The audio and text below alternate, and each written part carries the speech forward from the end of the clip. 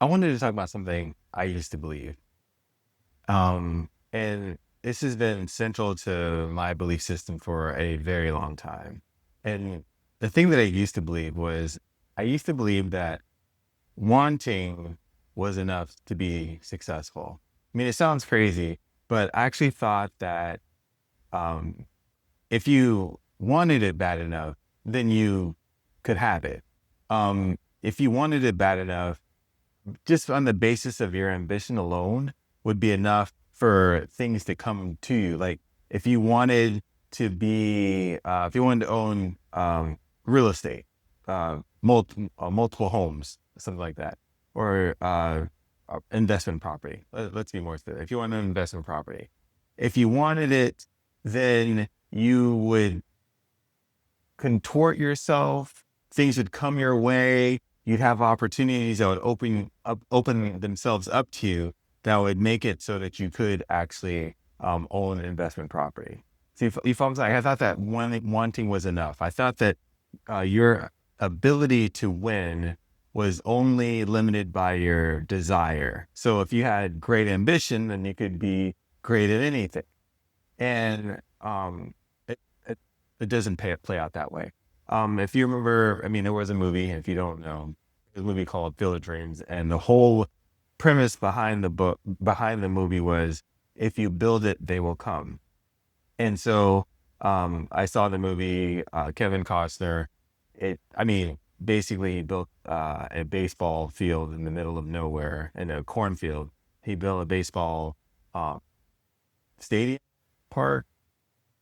I don't know, they went to a baseball diamond in the middle of a cornfield, and he kept on hearing this whispering, if you build it, they will come. And then when he was finished building the baseball diamond, then all these great baseball players from throughout history came and played this great game together.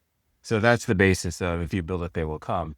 Um, but it also speaks to a different, a similar idea, but in a different market. So, like in marketing, there's the idea that if you build a better mousetrap, then people will there'll be a line at your door if you have just a better product, and that's not the case. I'll give you another example. How about at work, at your job?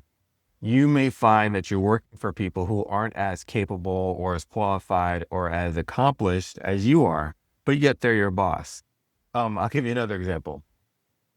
How many people do you know that aren't as smart as you, good as you, good looking as you, that are more successful than you? Or let's just be more specific, they have more money than you. Like there's no correlation. You follow what I'm saying? So if all it took was, if all success took was to be ambitious, to want it, then wouldn't more people be successful? I mean, I've talked about this in a similar video, but I had to bring it up here, and I'll uh, probably talk about it again in the future, because it's just something that's always playing in my mind. That the rules of success, having more control over your life, and then influence and control over others, has nothing to do with your desire. There are other factors involved that are out of your control.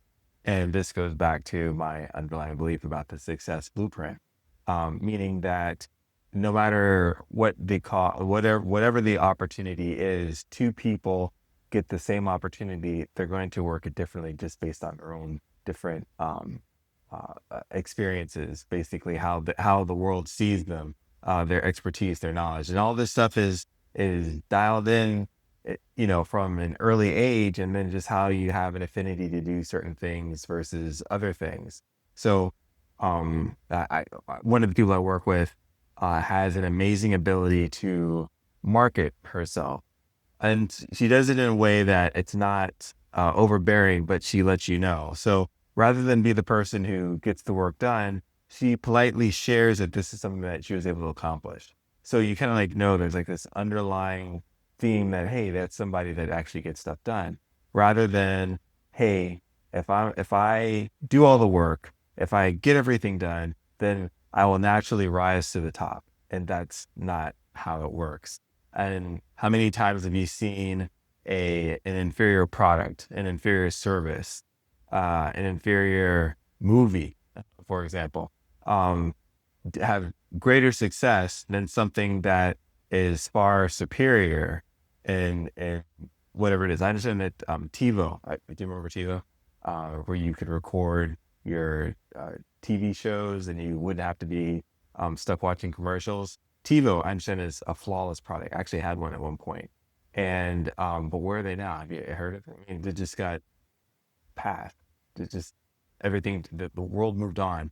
Um, the myth of building a better mousetrap is something I believe that just makes those people who don't want to focus on those other things, um, it gives them a pass.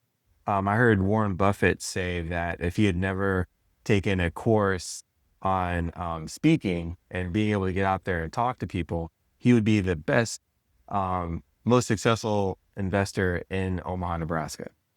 He would have stayed small because he never got out and talked to people. So I'm just saying that, and this is just a reminder. This is a note to my former self, many years earlier, that ambition is not enough to be successful. And I thought that ambition, wanting, was a some sort of ability that you got that was not given to everyone else. When I say given, I'm not. I'm saying like just genetically speaking, everyone doesn't want what you want.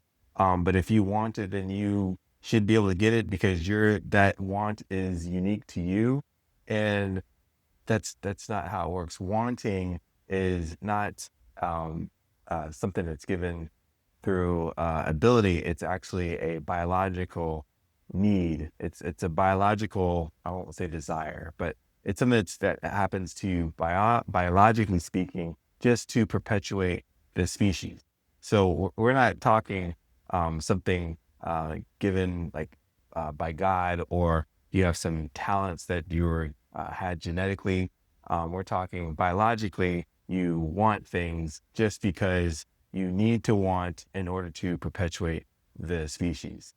Um, it's not enough to just want, but in order to even get these opportunities, you have to be playing the game. You ever heard someone be critical of the lottery? Like they want to win the lottery, but they don't buy a ticket. That's kind of how life is. I mean, understand that we're going in with our eyes open. We know that um, the game is rigged, or it's not set up for you or I. And I'm not saying you or I. I'm just saying people in general. It's not set up for anyone to be successful because it just isn't. Everyone's coming in from the outside, right? So you have to be in a specific space just to have the possibility of being successful. I heard it said that the unlucky are the unprepared. So you have to be in the right space to even catch the lightning in a jar. And if you're sitting on the sidelines, if you're not doing anything, you'll never.